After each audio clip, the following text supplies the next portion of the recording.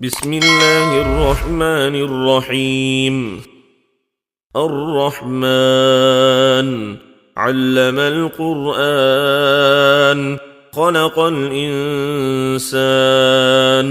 علمه البيان. الشمس والقمر بحسبان، والنجم والشجر يسجدان، والسماء رفعها ووضع الميزان ألا تطغوا في الميزان وأقيموا الوزن بالقسط ولا تخسروا الميزان. والأرض وضعها للأنام، فيها فاكهة والنخل ذات الأكمام، والحب ذو العصف والريحان. فبأي آلاء ربكما تكذبان؟ خلق الإنسان من صلصال كالفخار، وخلق الجان من مارج من نار. فبأي آلاء ربكما تكذبان؟ رب المشرقين ورب المغربين، فبأي آلاء ربكما تكذبان؟ مرج البحرين يلتقيان، بينهما برزخ لا يبغيان. فبأي آلاء ربكما تكذبان؟ يخرج منهما اللؤلؤ والمرجان، فبأي آلاء ربكما تكذبان؟ وله الجوار المنشآت في البحر كالأعلام، فبأي آلاء ربكما تكذبان؟ كل من عليها فان، ويبقى وجه ربك ذو الجلال والإكرام. فبأي آلاء ربكما تكذبان؟ يسأله من في السماوات والأرض، كل يوم هو في شأن. فبأي آلاء ربكما تكذبان؟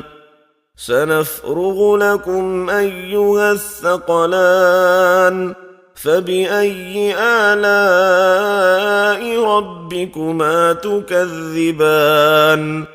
يا معشر الجن والإنس إن استطعتم أن تنفذوا من أقطار السماوات والأرض فانفذوا،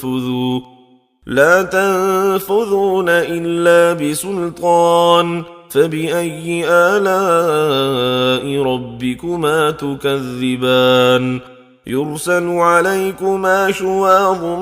من نار ونحاس فلا تنتصران. فبأي آلاء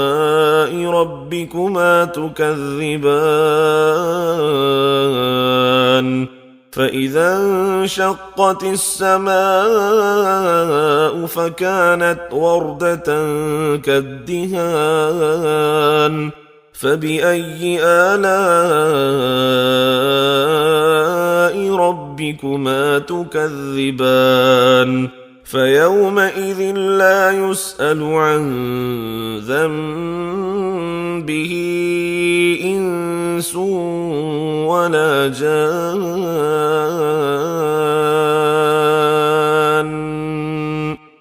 فبأي آلاء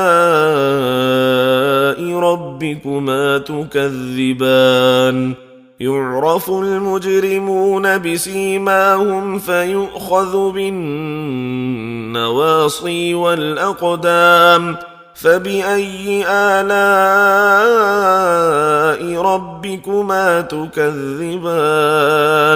هذه جهنم التي يكذب بها المجرمون يطوفون بينها وبين حميم آن فبأي آلاء ربكما تكذبان ولمن خاف مقام ربه جنتان فبأي آلاء ربكما تكذبان ذواتا أفنان فبأي آلاء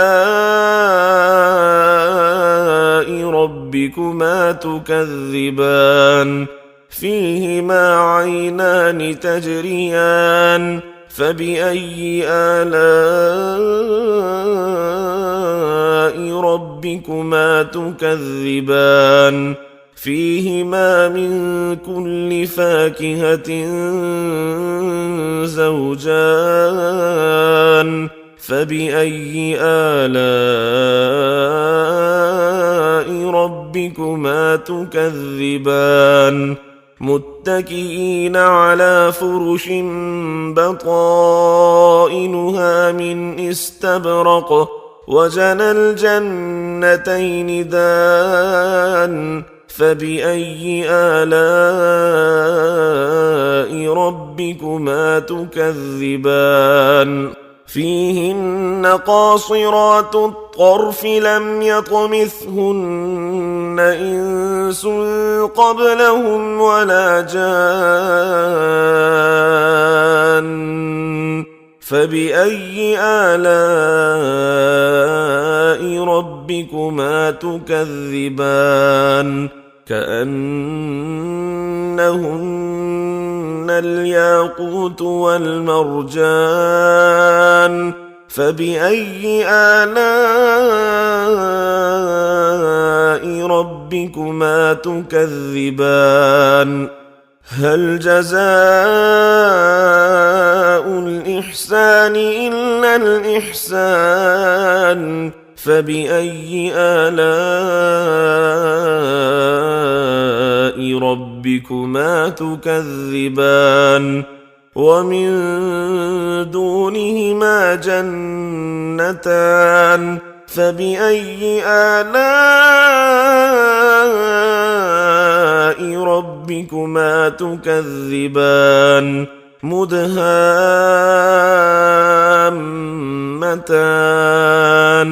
فبأي آلاء ربكما تكذبان فيهما عينان نضاختان فبأي آلاء ربكما تكذبان فيهما فاكهة ونخل ورمان فبأي آلاء ربكما تكذبان فيهن خيرات حسان فبأي آلاء ربكما تكذبان حور مقصورات في الخيام فبأي آلاء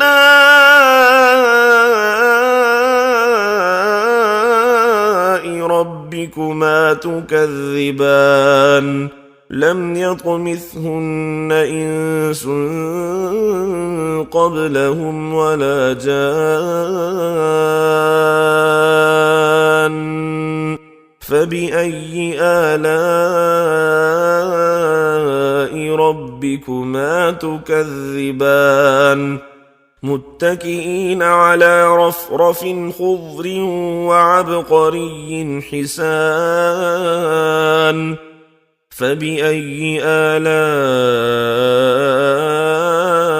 ربكما تكذبان تبارك اسم ربك ذي الجلال والإكرام.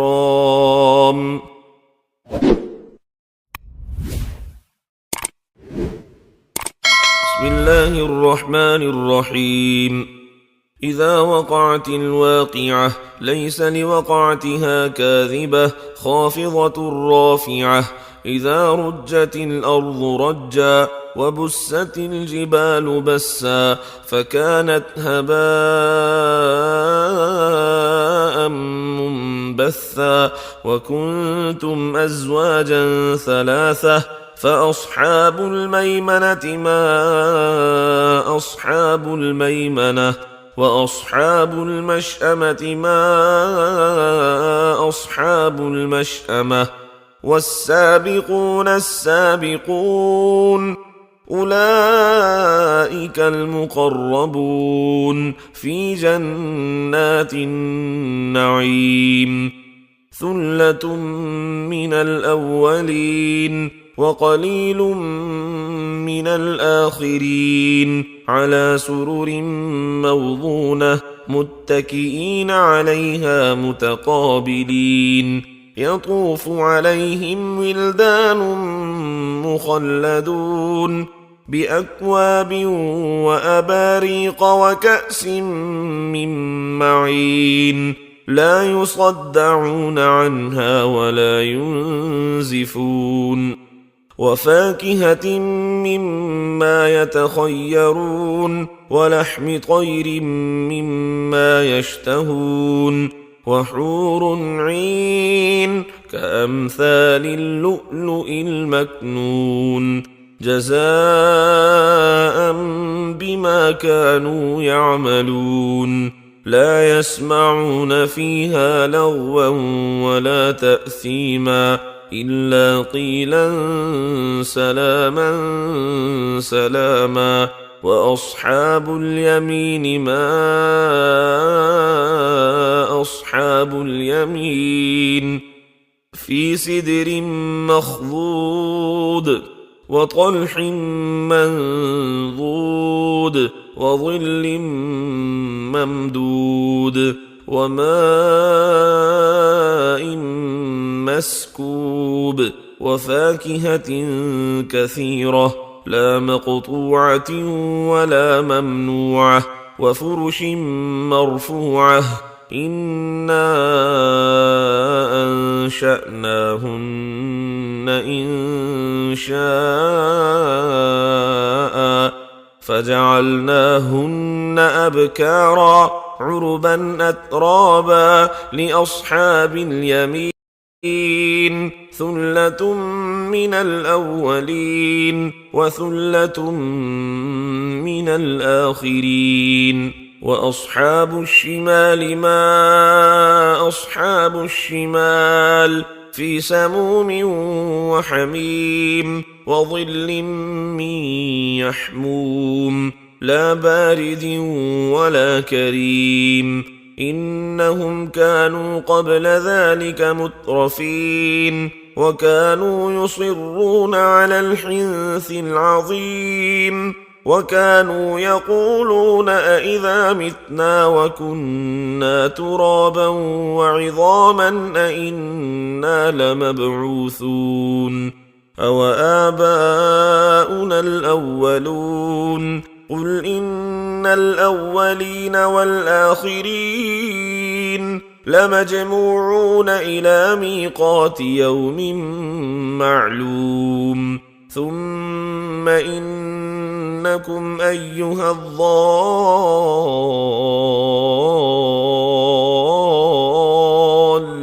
المكذبون لآكلون من شجر من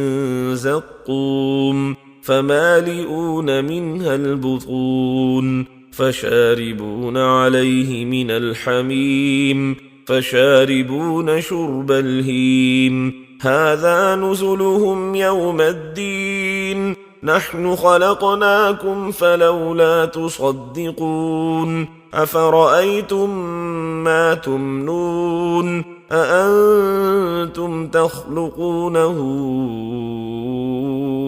أم نحن الخالقون نحن قدرنا بينكم الموت وما نحن بمسبوقين على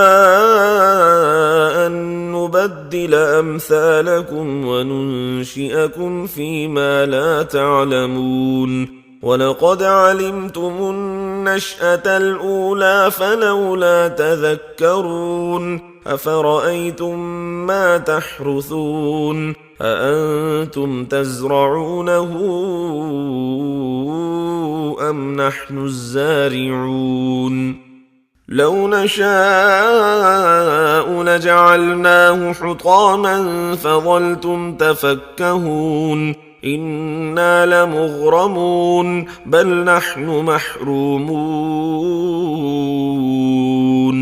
أفرأيتم الماء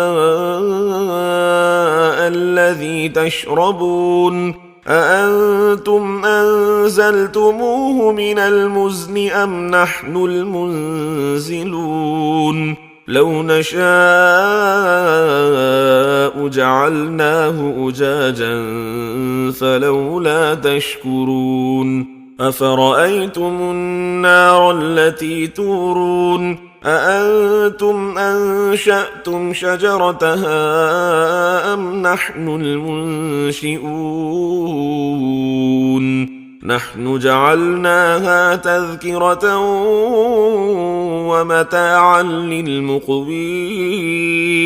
فسبح باسم ربك العظيم فلا أقسم بمواقع النجوم وإنه لقسم لو تعلمون عظيم إنه لقرآن كريم في كتاب مكنون لا يمسه إلا المطهرون تنزيل من رب العالمين أفبهذا الحديث أنتم مدهنون وتجعلون رزقكم أنكم تكذبون فلولا إذا بلغت الحلقوم وأنتم حينئذ تنظرون ونحن أقرب إليه منكم ولكن لا تبصرون فلولا إن كنتم غير مدينين ترجعونها إن كنتم صادقين فأما إن كان من المقربين فروح وريحان وجنة نعيم وأما إن كان من أصحاب اليمين فسلام لك من أصحاب اليمين وأما إن كان من المكذبين الضالين فنزل من حميم وتصلية جحيم إن هذا لهو حق اليقين فسبح باسم ربك العظيم بسم الله الرحمن الرحيم ياسين والقرآن الحكيم إنك لمن المرسلين على صراط مستقيم تنزيل العزيز الرحيم لتنذر قوما ما أنذر آباؤهم فهم غافلون لقد حق القول على أكثرهم فهم لا يؤمنون إنا جعلنا في أعناقهم أغلالا فهي إلى الأذقان فهم مقمحون وجعلنا من بين أيديهم سدا ومن خلفهم سدا فأغشيناهم فهم لا يبصرون وسواء عليهم أأنذرتهم أم لم تنذرهم لا يؤمنون إنما تنذر من اتبع الذكر وخشي الرحمن بالغيب فبشره بمغفرة وأجر كريم إنا نحن نحيي الموتى ونكتب ما قدموا وآثارهم وكل شيء أحصيناه في إمام مبين واضرب لهم مثلا أصحاب القرية إذ جاءها المرسلون إذ أرسلنا إليهم 2 فكذبوهما فعززنا بثالث فقالوا إنا إليكم مرسلون قالوا ما أنتم إلا بشر مثلنا وما أنزل الرحمن من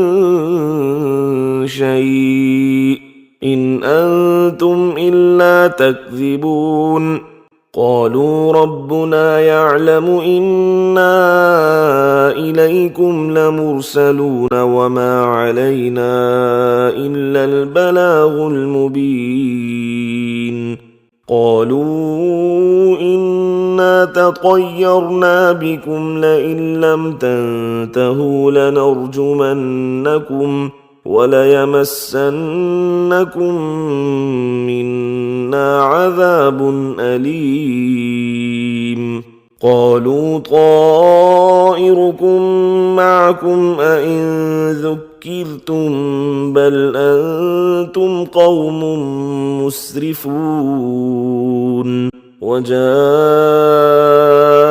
من أقصى المدينة رجل يسعى قال يا قوم اتبعوا المرسلين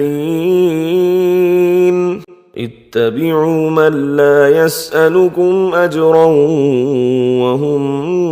مهتدون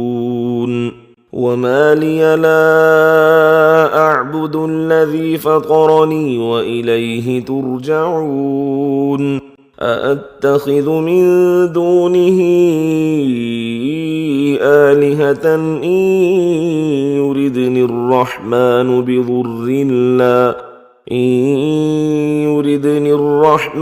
بضر لا تغني عني شفاعتهم شيئا ولا ينقذون إني إذا لفي ضلال مبين إني آمنت بربكم فاسمعون قيل ادخل الجنة قال يا ليت قومي يعلمون بما غفر لي ربي وجعلني من المكرمين وما أنزلنا على قومه من بعده من جند من السماء وما كنا منزلين إن كانت إلا صيحة واحدة فإذا هم خامدون يا حسرة على العباد ما يأتيهم من رسول إلا كانوا به يستهزئون ألم يروا كم أهلكنا قبلهم من القرون أنهم إليهم لا يرجعون وإن كل لما جميع لدينا محضرون وآية لهم الأرض الميتة أحييناها وأخرجنا منها حبا فمنه يأكلون وجعلنا فيها جنات من نخيل وأعناب وفجرنا فيها من العيون ليأكلوا من ثمره وما عملته أيديهم أفلا يشكرون سبحان الذي خلق الأزواج كلها مما تنبت الأرض ومن أنفسهم ومما لا يعلمون وآية لهم الليل نسلخ منه النهار فإذا هم مظلمون والشمس تجري لمستقر لها ذلك تقدير العزيز العليم والقمر قدرناه منازل حتى عاد كالعرجون القديم لا الشمس ينبغي لها أن تدرك القمر ولا الليل سابق النهار وكل في فلك يسبحون وآية لهم أنا حملنا ذريتهم في الفلك المشحون وخلقنا لهم من مثله ما يركبون وإن نشأ نغرقهم فلا صريخ لهم ولا هم ينقذون إلا رحمة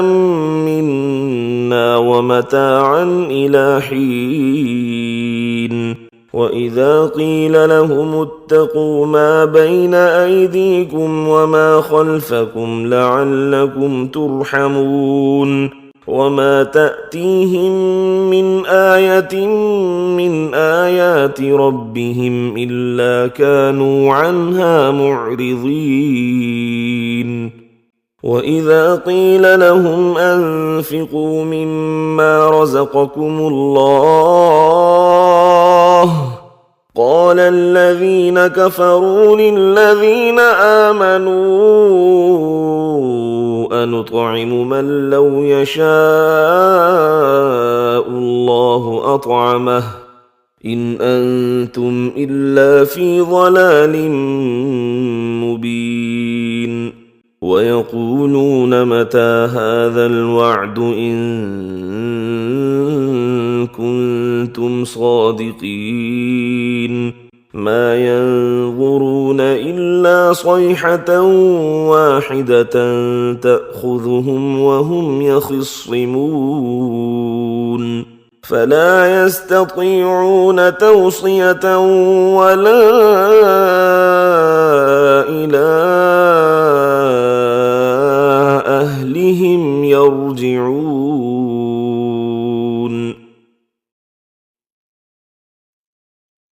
ونفخ في الصور فإذا هم من الأجداث إلى ربهم ينسلون قالوا يا ويلنا من بعثنا من مرقدنا هذا ما وعد الرحمن وصدق المرسلون إن كانت إلا صيحة واحدة فإذا هم جميع لدينا محضرون فاليوم لا تظلم نفس شيئا ولا تجزون إلا ما كنتم تعملون إن أصحاب الجنة اليوم في شغل فاكهون هم وأزواجهم في ظلال على الأرائك متكئون لهم فيها فاكهة ولهم ما يدعون سلام قولا من رب رحيم وامتازوا اليوم أيها المجرمون ألم أعهد إليكم يا بني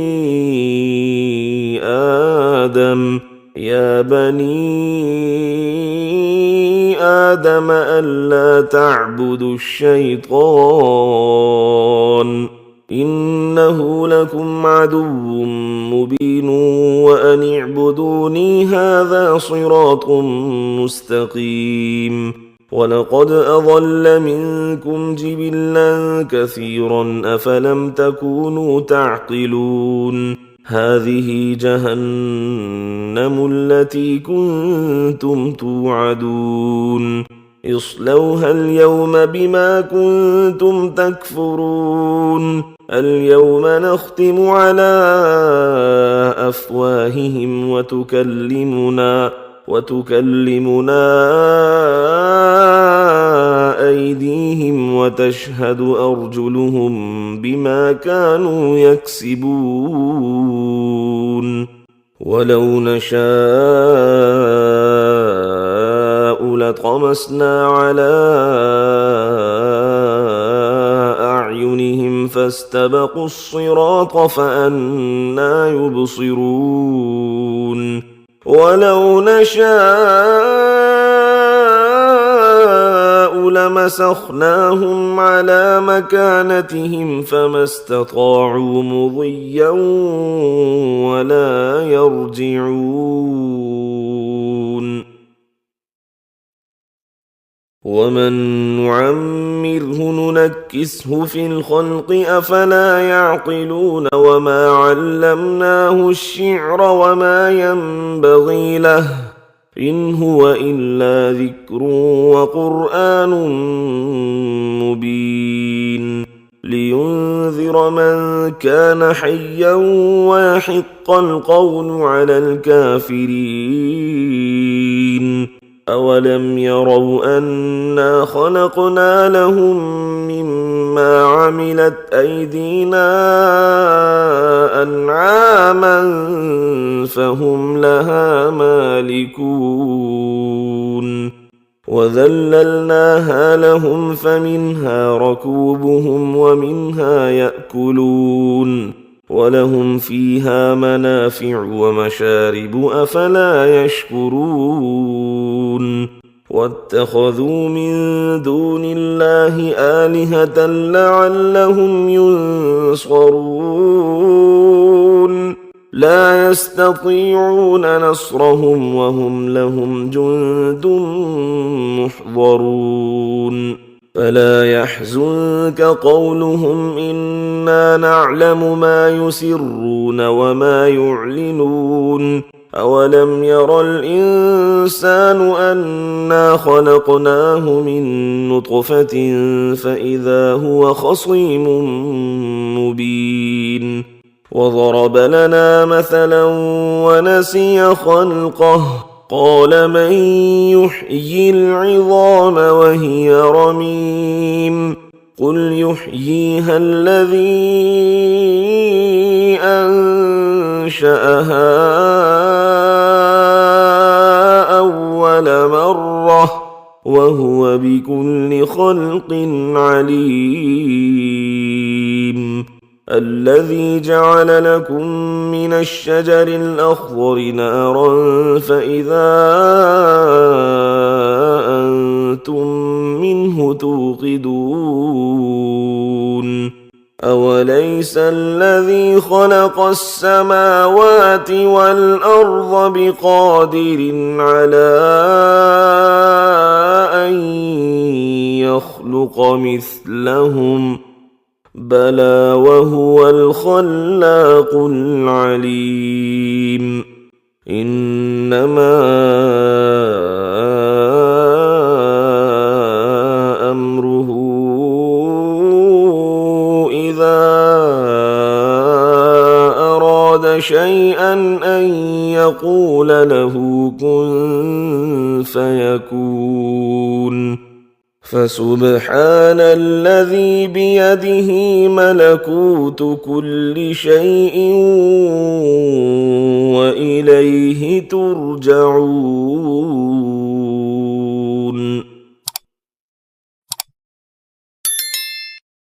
بسم الله الرحمن الرحيم تبارك الذي بيده الملك وهو على كل شيء قدير الذي خلق الموت والحياة ليبلوكم أيكم أحسن عملا وهو العزيز الغفور الذي خلق 7 سماوات طباقا ما ترى في خلق الرحمن من تفاوت فارجع البصر هل ترى من فطور ثم ارجع البصر كرتين ينقلب إليك البصر خاسئا وهو حسير ولقد زينا السماء الدنيا بمصابيح وجعلناها رجوما للشياطين وأعتدنا لهم عذاب السعير وللذين كفروا بربهم عذاب جهنم وبئس المصير إذا ألقوا فيها سمعوا لها شهيقا وهي تفور تكاد تميز من الغيظ كلما ألقي فيها فوج سألهم خزنتها ألم يأتكم نذير قالوا بلى قد جاءنا نذير فكذبنا وقلنا ما نزل الله من شيء إن أنتم إلا في ضلال كبير وقالوا لو كنا نسمع أو نعقل ما كنا في أصحاب السعير فاعترفوا بذنبهم فسحقا لأصحاب السعير إن الذين يخشون ربهم بالغيب لهم مغفرة وأجر كبير وأسروا قولكم أو اجهروا به إنه عليم بذات الصدور ألا يعلم من خلق وهو اللطيف الخبير هو الذي جعل لكم الأرض ذلولا فامشوا في مناكبها وكلوا من رزقه وإليه النشور أأمنتم من في السماء أن يخسف بكم الأرض فإذا هي تمور أم أمنتم من في السماء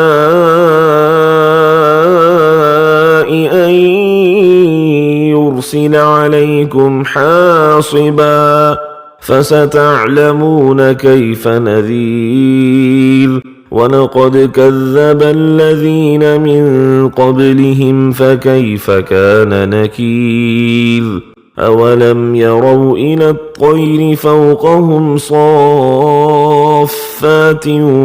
ويقبضن ما يمسكهن إلا الرحمن إنه بكل شيء بصير أمن هذا الذي هو جند لكم ينصركم من دون الرحمن إن الكافرون إلا في غرور أمن هذا الذي يرزقكم إن أمسك رزقه بل لجوا في عتب ونفور أفمن يمشي مكبا على وجهه أهدى أمن يمشي سويا على صراط مستقيم قل هو الذي أنشأكم وجعل لكم السمع والأبصار والأفئدة قليلا ما تشكرون قل هو الذي ذرأكم في الأرض وإليه تحشرون ويقولون متى هذا الوعد إن كنتم صادقين قل إنما العلم عند الله وإنما أنا نذير مبين فلما رأوه زلفة سيئت وجوه الذين كفروا وقيل هذا الذي كنتم به تدعون قل أرأيتم إن أهلكني الله ومن معي أو رحمنا فمن يجير الكافرين من عذاب أليم قل هو الرحمن آمنا به وعليه توكلنا فستعلمون من هو في ضلال مبين قل أرأيتم إن أصبح ماؤكم غورا فمن يأتيكم بماء